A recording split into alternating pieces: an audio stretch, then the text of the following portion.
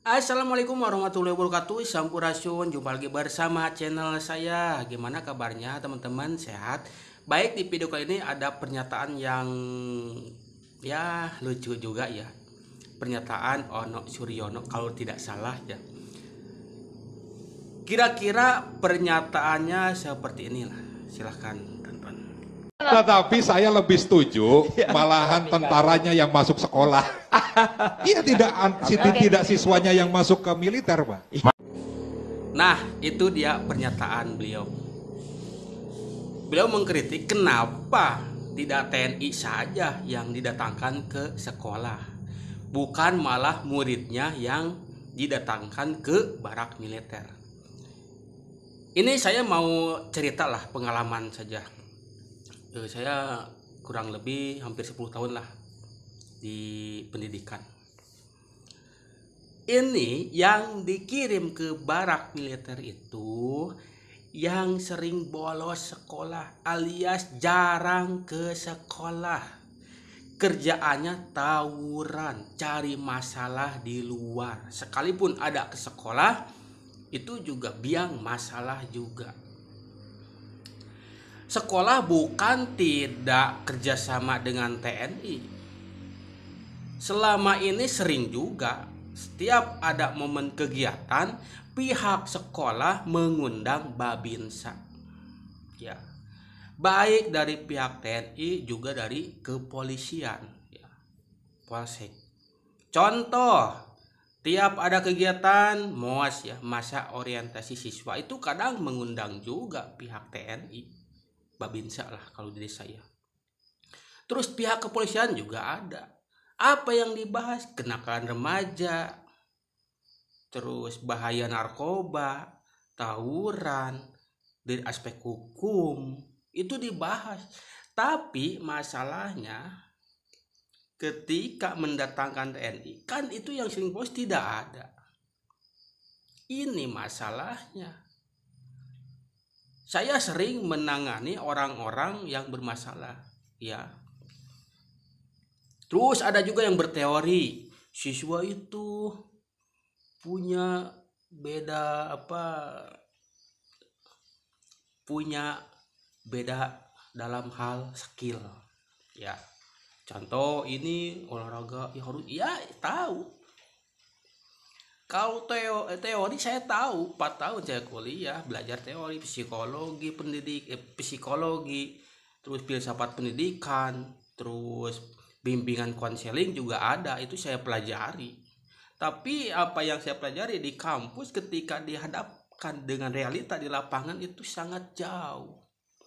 Contoh dalam psikologi, sentuh hatinya, dekati anak yang bermasalah, ngomong dari hati ke hati, sering saya lakukan. Saya tidak ujung-ujung ketika ada siswa bermasalah langsung dihukum keliling lapangan, tidak. Terus misalkan rambutnya gondrong langsung saya cukur, tidak. Saya panggil dulu di ruangan tertutup kalau laki-laki, terus ngobrol. Itu sering saya lakukan juga seperti itu, pendekatan secara persuasif, maksudnya secara hati ke hati sering. Tapi kan memang ada yang berhasil, tapi tidak sedikit juga yang gagal. Anak sudah pendekatan seperti apapun tetap seperti itu, apalagi yang sama sekali jarang sekolah. Dari rumah berangkat ke sekolah tidak sampai. Ini kemana murid kalau tidak tawuran, nongkrong-nongkrong, merokok. Parahnya lagi, ini di Manis pernah juga ada kejadian itu dulu. Ya, masalah itulah. Ya. Nah, jadi sebenarnya ini sangat membantu lah. Ini sekolah bukan tidak bisa mendidik. Terkadang sekolah kalau agak sedikit kekerasan, contoh cubit. Kalau main fisik sekolah sudah tidak berani lagi sekarang. Potong rambut pun itu bermasalah. Begitu. Nah, ini Pak Ono sekonyong-konyong kenapa tidak di TNI saja yang datang? Itu sering, tapi kan ketika mendatangkan pembicara TNI, bicara kenakan remaja jangan tawuran, itu kan yang diceramahi tidak ada. tidak ada di sekolah, ya bolos. Makanya ketika ada kedapatan, itu orang tua yang menyerahkan langsung ke barak militer. Karena dari pihak orang tua hubungi sekolah jarang hadir, ternyata muridnya entah di mana, ada yang terparah itu sampai menimbulkan korban. Itu kalau cuman berteori gampang. Ada orang nakal, misalkan anak terkena harus pendekatan, gampang, itu sering saya lakukan juga kok. Terus masalah setiap anak punya keterampilan masing-masing, ada yang suka musik, ada yang suka olahraga, ada yang suka misalkan apalah yang lain. Itu sudah saya lakukan kok. Tapi kan realita depan, kalau yang hadir yang baik, oke, itu tersalurkan. Misalnya ini suka musik, ya udah fokus saja musik. Ini suka olahraga, ya udah olahraga. Itu kalau yang hadir. Tapi kalau yang bolos itu gimana cara mengarahkannya? Ini ya bilang gagal juga ya sulit juga. Ini sekolah ketika ada anak ya sudah. Dicari-cari pun tempat nongkrongnya kadang tidak tahu. Kalaupun kedapatan pernah ada tempat nongkrong digerebek, kan lari. Besoknya gak mau sekolah. Itu gimana? Saya bicara pengalaman saja lah. Memang ada siswa yang memang ada berubah, ada. Tapi kan yang ke barak militer itu sudah tingkat parah, tingkat kriminal gitu ya Pak Ono.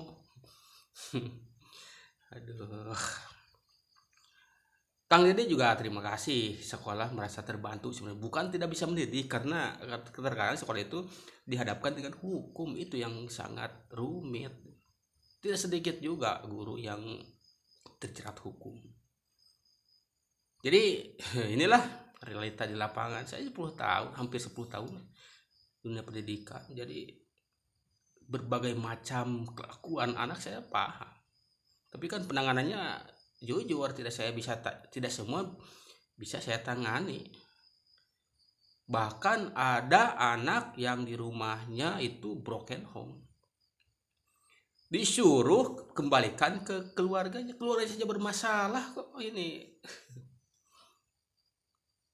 Okelah, cukup sekian saja.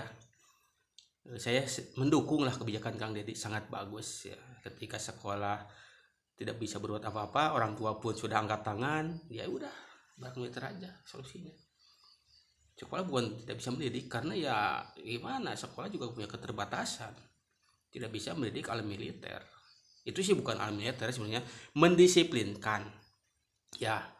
Soal kedisiplinan itu universal katanya, menurut siapa ya, Anak kan itu punya itu beda punya skillnya masing-masing, tidak bisa disamakan dalam satu barak militer. Yang namanya kedisiplinan itu sama.